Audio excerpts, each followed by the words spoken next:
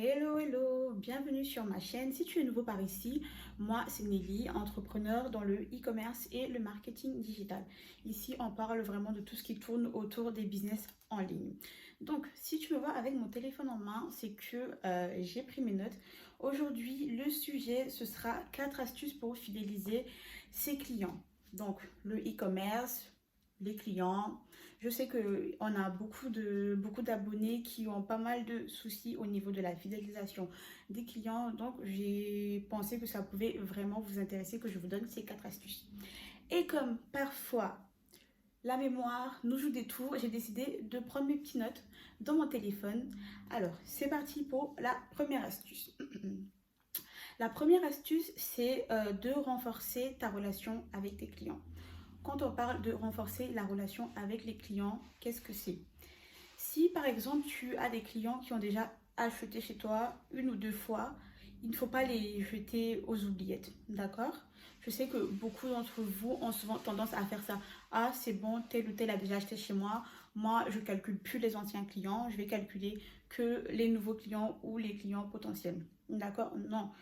Tu peux de temps en temps, peut-être une fois par mois ou une fois tous les 2 mois, envoyer un petit SMS à tes anciens clients, enfin un SMS ou un message sur Messenger ou WhatsApp, un message assez simple.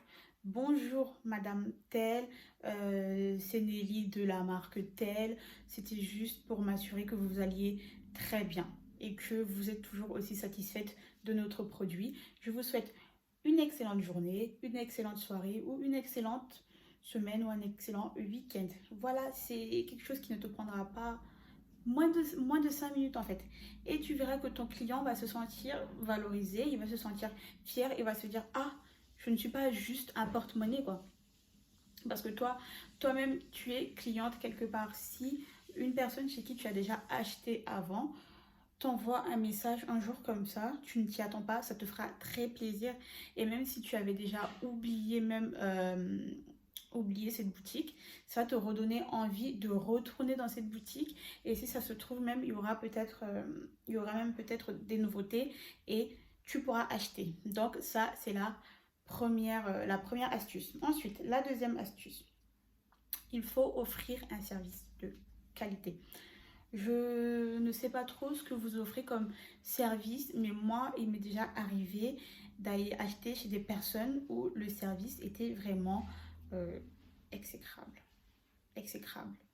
Tu vas aller t'adresser à une vendeuse, mais elle va te répondre comme si vous étiez des camarades, comme si vous avez élevé les cochons ensemble. Mais non, pas du tout. Moi, je suis cliente. Je mérite qu'on me traite quand même d'une certaine façon.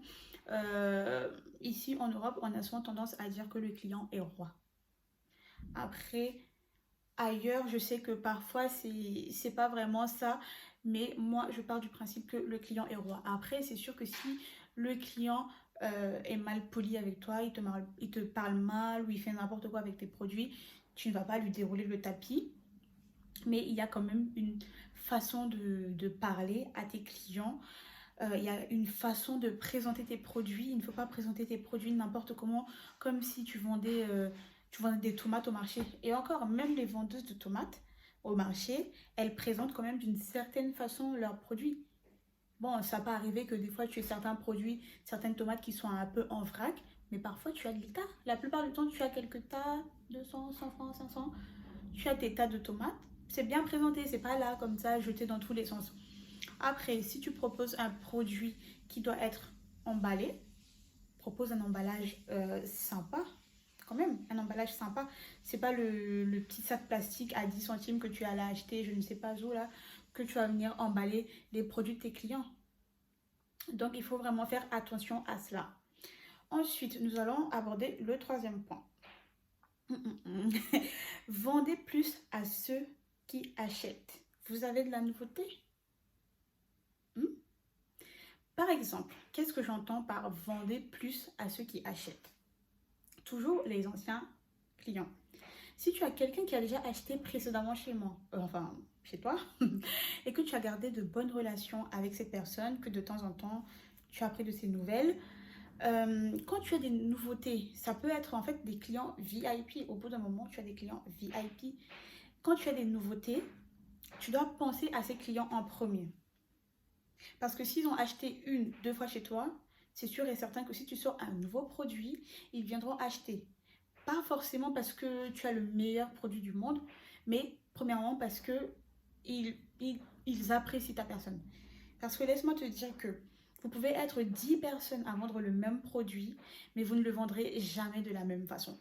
Vous ne le vendrez jamais de la même façon. C'est aussi votre personnalité, votre façon d'être qui va faire une grosse, grosse différence. Moi, il m'est, il m'est arrivé de voir des personnes qui vendaient exactement le même produit, mais j'ai été plus séduite par une plus que l'autre, tu vois. Donc, si tu as des anciens clients qui ont déjà acheté chez toi auparavant, qui sont déjà revenus plusieurs fois, c'est qu'ils aiment tes produits et ils aiment ta personne, enfin, ils apprécient ta personne. Donc, surtout, n'hésite pas à aller voir ces anciens clients, à leur dire, ah, ben voilà, actuellement, nous avons rentré ça et ça comme produit. Si jamais vous êtes intéressé, n'hésitez pas à venir. On vous fera même un petit rabais de 10-15% sur la commande. Et vous verrez qu'ils seront très touchés. Après, oui, vous pourrez aller toucher les nouveaux clients, mais ne laissez pas de côté les anciens clients. Ensuite, le dernier point. Faites évoluer vos offres. J'ai vu des personnes, depuis 1990, elles vendent toujours le même et unique produit au même prix. Enfin, après, chacun fait comme il veut, mais je trouve que c'est quand même bien d'apporter de la nouveauté. On est d'accord ou pas? C'est quand même bien d'apporter de la nouveauté. Parce que, oui, on va dire que tu as des clients VIP, mais ces clients VIP, ils ont déjà tout vu. Ils connaissent tout. Il faut de la nouveauté. Si, par exemple, tu vends des mèches brésiliennes et que moi, j'ai déjà acheté des mèches brésiliennes chez toi, euh, je ne vais pas acheter des mèches brésiliennes tout le temps. Donc, si jamais je viens sur ton site et que je vois, ah tiens, elle a sorti un nouveau produit, par exemple, un produit qui me permet de bien entretenir ma mèche, elle a sorti, je sais pas moi, des foulards et tout.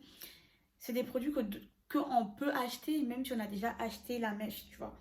Et s'il y a de nouvelles personnes qui viennent, il y a plus de chances qu'elles achètent. Par exemple, si je viens sur ton site internet, que j'ai un budget serré, je ne pourrais peut-être pas me permettre d'acheter la brésilienne à 300-400 euros. Mais par contre, si tu as des petits foulards, parce que moi j'aime bien les petits foulards, si tu as des petits foulards qui sont à des prix abordables, je pourrais acheter. On est d'accord ou pas? Donc, s'il vous plaît, faites évoluer vos offres.